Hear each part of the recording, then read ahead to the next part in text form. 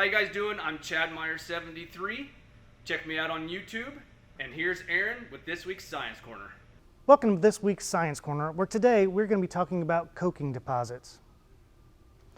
The first test for coking deposits was the XUD9 test.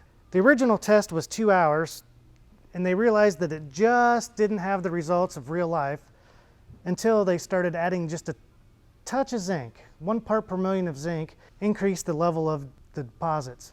This 2-hour test still didn't mimic real life and was unrepeatable.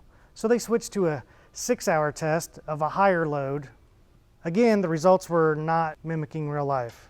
While we learned a lot from the XUD9 test, it wasn't repeatable, so we needed a better test method.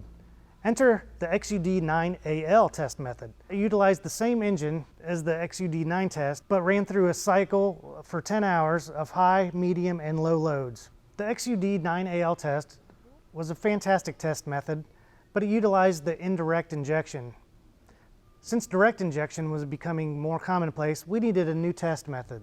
Enter the DW10 test. In the beginning phases of the DW10 test, we utilized the same test procedure as the 9AL test.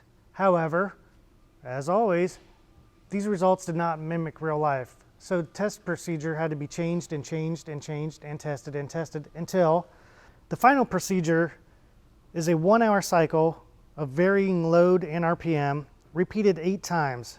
The engine is then shut down for 8 hours, started back up, 8 more 1-hour cycles and shut down until a total of 48 hours runtime and 40 hours of cool time are observed. So the DW10 is a great test, but dude, come on, it's a 4-cylinder. What about us tough guys with tough trucks?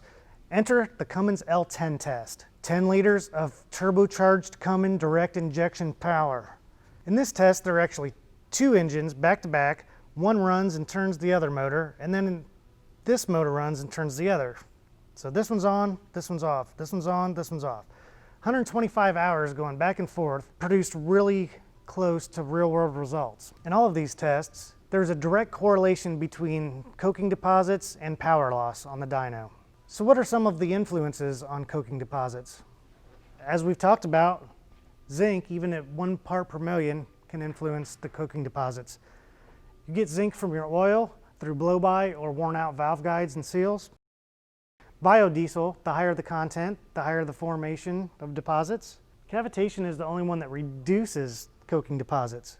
Nozzle size, shape, and geometry also affect the coking deposits. On the old mechanical injection, the holes were a lot larger and the pressure was lower. Newer common rails have smaller injector holes and a higher pressure, which has a higher effect on deposits. The placement of the nozzle holes, the closer to the center or out farther towards the edge. The angle of the holes, straight down or to the sides. And the shape, either straight up or more of a cone shape. Auto-oxidation of the fuel occurs even at ambient temperatures. Polymerization of the fuel occurs from ambient all the way up to 572 degrees. Thermal cracking, thermal decomposition, and thermal condensation happen as well. So we've talked about influences. What is the composition of coking deposits? Oxygen, zinc, and carbon are the main ones. So what is the physical mechanism where they actually deposit? For the most part, it's unknown.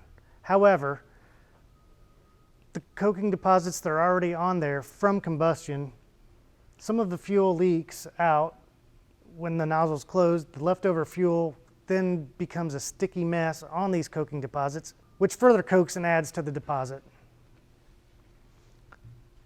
So we've talked a little bit about coking. How do we fix it?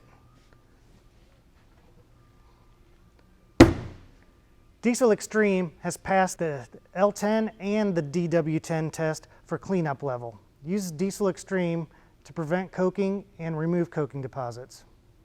Thanks, I hope you enjoyed it, and back to you, Levi.